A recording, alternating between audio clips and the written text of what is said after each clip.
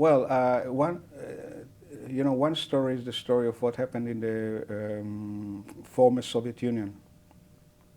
By the way, when I first came there, I was much involved in the activity for reviving Judaic studies in the former Soviet Union, mainly in Moscow. We have a program, a mutual program, Moscow State University and the Hebrew University, of which I was the head for several years, in Russian. I was amazed when I came there how strong Yiddish was there. I mean, I'm talking of the, if you like, the practical presence of the language, not about the attitude to the language. Everyone who was over 40 or 50 was fluent in Yiddish. It turns out that people, even they spoke Russian outside, they maintained the Yiddish at home or speaking to the grandparents or things like that. And many people would boast, I grew up in Moscow, my grandmother used to, take care of us when parents were in work. Hence, my Yiddish, and we spoke in Yiddish, not in Russian. Now, this was one thing. The other thing in the Soviet Union was that Yiddish was identified with the Soviet regime, with the Bolshevik regime, which was not so popular, to put it mildly, at least in the last years of communism in Russia. So surprisingly enough, these two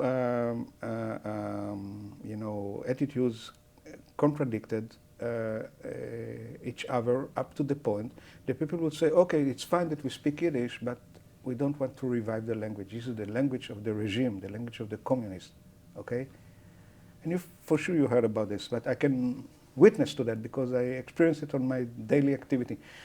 Hence, the alternative was, of course, the revival of Hebrew, which we took care of it. But in our program in Moscow, there were Hebrew classes and Yiddish classes. However, when Hebrew classes were packed with students, Yiddish was not so attractive. This is one thing. The other thing is people began to pop up after the fall of communism who were still active in writing poetry and prose in Yiddish. I went to Minsk. It was 14 years ago. Minsk is the capital city of Belarus. It's a big city, but as we say in Yiddish, Ergetz Aloch. It's like a big provincial, actually huge provincial town. And I met there people who were writing poetry in Yiddish, who were in the 50s. These were post-World War II people, okay? And the poetry was, well, it was not so great, but the fact that they were able to write poetry in the language means that they mastered the language. Also in Odessa, the same, far away, southern Ukraine, I bumped into people who were writing poetry in Yiddish.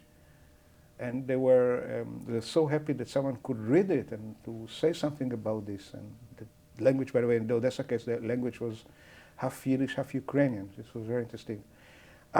So I don't see much future for Yiddish in Eastern Europe because of those reasons, and I don't see any future for Yiddish in any place other than Israel, surprisingly enough.